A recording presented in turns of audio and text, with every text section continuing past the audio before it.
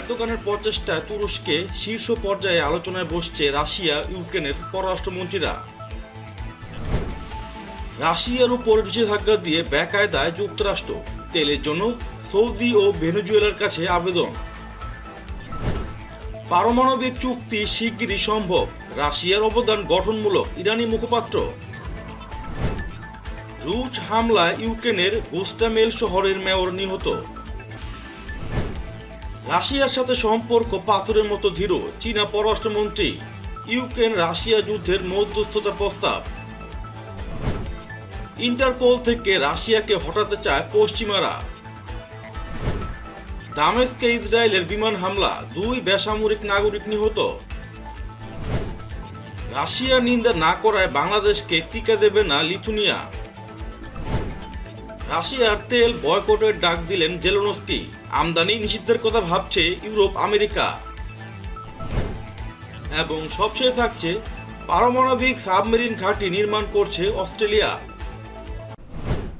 রাশিয়ার পররাষ্ট্রমন্ত্রী Sergei Lavrov ইউক্রেনের পররাষ্ট্রমন্ত্রী দিমিত্র কুলেবার সঙ্গে বৃহস্পতিবার বৈঠক করবেন, এ খবর জানিয়েছেন তুরস্কের পররাষ্ট্রমন্ত্রী মেভলুত কাভুসোগলু।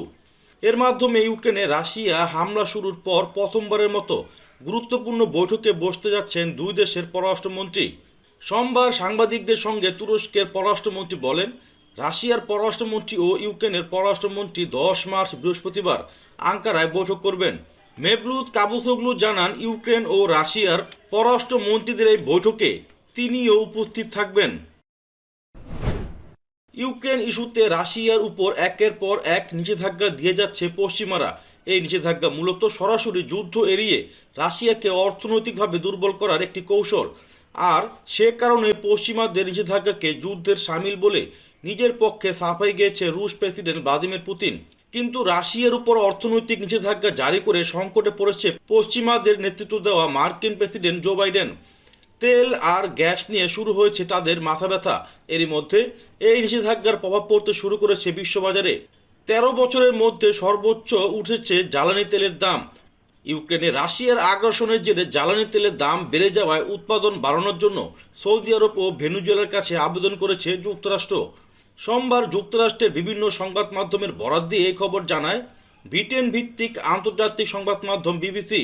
যুক্তরাষ্ট্রের রাজনৈতিক খবরের সংবাদ মাধ্যম অ্যাক্সিওস জানায়, তেলের উৎপাদন বাড়ানোর অনুরোধ নিয়ে যুক্তরাষ্ট্রের প্রেসিডেন্ট জো বাইডেন শিগগিরই সৌদি আরবে সফর করবেন। অপরদিকে ভেনেজুয়েলার উপর থেকে মার্কিন তেল অবরোধ সরিয়ে নেওয়ার বিষয়ে মার্কিন ও ভেনেজুয়েলান কর্মকর্তাদের মধ্যে আলোচনা চলছে বলে জানিয়েছে যুক্তরাষ্ট্রের সংবাদ মাধ্যম দ্য নিউ ইয়র্ক টাইমস। ভিয়েনায় তোলা তেহরানের পয়েন্টগুলো ওয়াশিংটন মেনে নিলে শিগগিরই পারমাণবিক চুক্তি সম্ভব বলে বিশ্বাস করে ইরান। সোমবার ইরানের পররাষ্ট্র মন্ত্রণালয় কথা জানিয়েছে। একই সঙ্গে বলা হয়েছে, এখন পর্যন্ত আলোচনায় রাশিয়ার অবদান গঠনমূলক।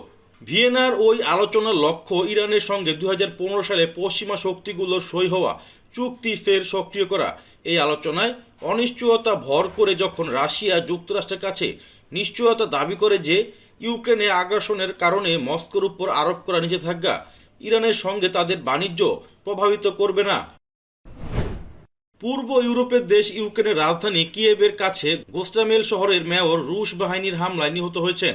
সোমবার বার্তা সংস্থা এএফপির এক প্রতিবেদনে বলা হয়েছে, গোস্টামেলের শহর কর্তৃপক্ষ ফেসবুক পেজে জানায়, গোস্টামেলের প্রধান ইউরি ইলিচ পিলিপ্পো ক্ষুধার্তদের রুটি এবং অসুস্থদের ওষুধ বিতরণ করার সময় নিহত হয়েছেন।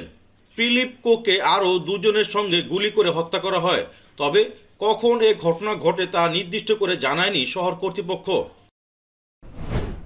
চীনের পররাষ্ট্রমন্ত্রী ওয়াং ই জানিয়েছেন, রাশিয়ার সাথে চীনের বন্ধুত্ব সম্পর্ক পাথরের মতো দৃঢ়। সোমবার চীনের পার্লামেন্টের বার্ষিক অধিবেশনের সাইডলাইনে এক সংবাদ সম্মেলনে একথা জানান তিনি। চীনা পররাষ্ট্রমন্ত্রী বলেন, মস্কো ও বেইজিংয়ের মধ্যে সহায়তা সম্পর্ক বৃহৎ।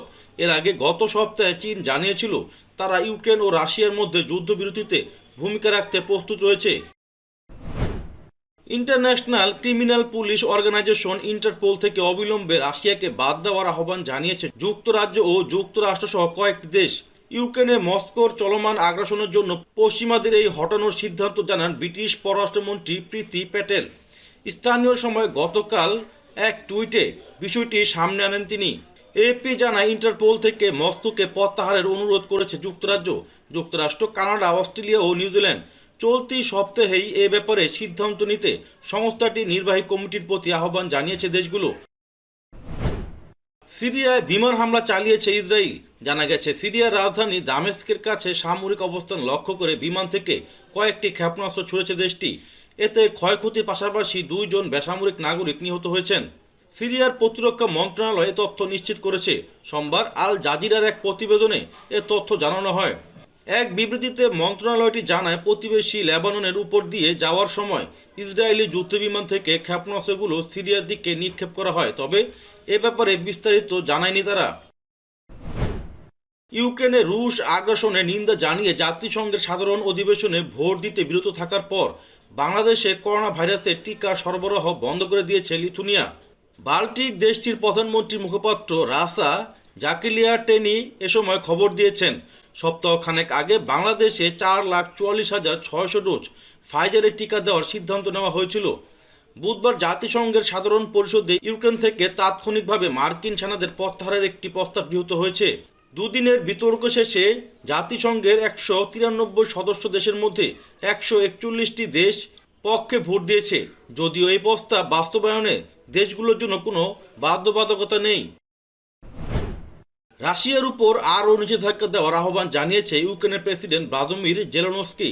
তিনি সংবাদ সম্মেলনে বলেন, রাশিয়া ইউক্রেনে অভিযান অব্যাহত রেখেছে, তারা কখনো এই পরিকল্পনা থেকে সরে আসবে না। তাদের উপর আরও নিষেধাজ্ঞা দেওয়া দরকার। এ সময় বিশ্বের বাকি দেশগুলোকে রাশিয়া থেকে তেল ও তেল জাতীয় পদার্থ আমদানি বন্ধ রাখারও আহ্বান জানান জেলেনস্কি। এদিকে ইউক্রেনের উপর সামরিক অভিযানের কারণে মস্কোর বিরুদ্ধে শাস্তিমূলক ব্যবস্থা নিতে আমেরিকা এবং ইউরোপীয় মিত্র দেশগুলো রাশিয়া থেকে তেল আমদানি নিষিদ্ধ করার বিষয়ে আলোচনা শুরু করেছে। রবিবার মার্কিন এনবিসি টেলিভিশন চ্যানেলের মিট দ্য প্রেস অনুষ্ঠানে পররাষ্ট্রমন্ত্রী অ্যান্টনি ব্লিংকেন এই তথ্য জানিয়েছে। তিনি বলেন, রাশিয়া থেকে তেল আমদানি নিষিদ্ধ করার ব্যাপারে আমরা এখন ইউরোপীয় মিত্রদের সঙ্গে খুবই সক্রিয়ভাবে আলোচনা করছি। ইউক্রেনের পূর্বাঞ্চলীয় নগরী চাওহিউভ রুশ বাহিনীর হাত থেকে পুনরুদ্ধারের দাবি করেছে ইউক্রেনীয় বাহিনী। ব্রিটিশ গণমাধ্যম বিবিসির এক প্রতিবেদনে এই দাবি করা হয়েছে, তবে তাদের এই দাবি নিরপেক্ষভাবে যাচাই করতে পারেনি আন্তর্জাতিক এই সংবাদ মাধ্যমটি। ইউক্রেনের প্রতিরক্ষা কর্মকর্তারা দাবি করেছেন, রুশ সৈন্যদের হটিয়ে এই শহরটি পুনরায় নিয়ন্ত্রণে নিয়েছে তাদের বাহিনী। পারমাণবিক সাবমেরিন ঘাঁটি নির্মাণ করতে যাচ্ছে অস্ট্রেলিয়া। দেশটির পূর্বাঞ্চলে এটি নির্মাণ করা হবে। সোমবার প্রধানমন্ত্রী স্কট মরিসন এ ঘোষণা দেন। নিক্কেই এশিয়ার এক প্রতিবেদনে তথ্য জানানো হয়। জানা গেছে, $740 কোটি ব্যয়ে প্রকল্পটি বাস্তবায়ন করা হবে।